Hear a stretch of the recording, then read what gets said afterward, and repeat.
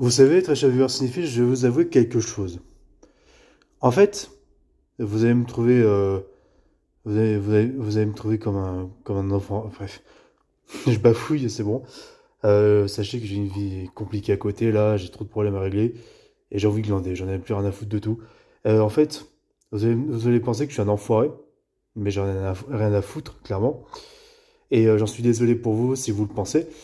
Mais la seule raison pour laquelle je vais aller voir Superman de James Gunn, c'est parce que j'ai envie d'éclater la gueule de ce film-là, parce que je sais que ça va pas me plaire. Je sais que littéralement, James Gunn ne va pas comprendre l'essence même de DC et de son sérieux. Je dis pas forcément de faire comme Zack Snyder. Je dis, on peut faire au moins, ou de faire comme Nolan, ou faire comme Burton et tout. Mais au moins respecter l'essence de DC, sa noirceur, tu vois. Pas en faire un cartoon à la con, tu vois. Une façon téléfilm bas de gamme de CW, de Arrowverse. Alors que le Arrowverse, si tu veux, ils ont au moins un meilleur casting que ce qu'on a là avec le film de James Gunn. Je le dis franchement. En plus, il y a toujours des têtes connues, bref, c'est un bordel. Alors que ce qui était intéressant avec le Arrowverse, c'est que on nous mettait en avant des acteurs qu'on n'avait pas l'habitude de voir, tu vois, et qui n'étaient pas connus avant cet univers du Arrowverse. Mais en fait, je vais vous avouer quelque chose.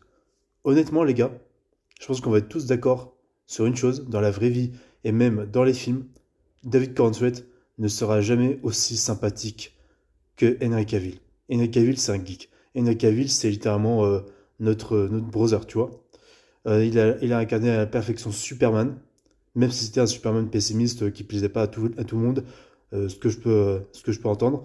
Mais bon, c'est un mec qui est ouvert d'esprit, qui a une carrière incroyable. Et si c'est lui, par exemple, qui va jouer le prochain James Bond, ce serait absolument génial. Même si Argal a été une grosse merde de Matthew Vaughn, je vous en avais fait une critique par rapport à Kingsman, bref, voilà.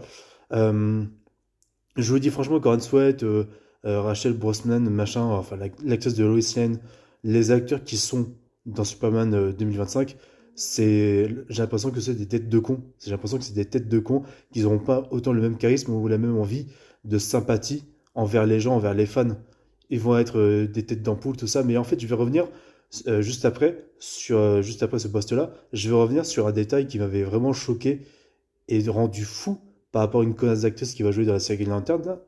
Bref, je vais vous dire ça en détail. Mais tout ça pour vous dire que je pense pas que les acteurs seront autant sympathiques. Je les connais pas dans la vraie vie, même pas vous. Je sais bien, je le conçois, mais je suis pas sûr que par rapport à l'ambiance du film, ça reflète, comment dire, quelque chose de franchement empathique, on va dire, de leur part à ces acteurs-là.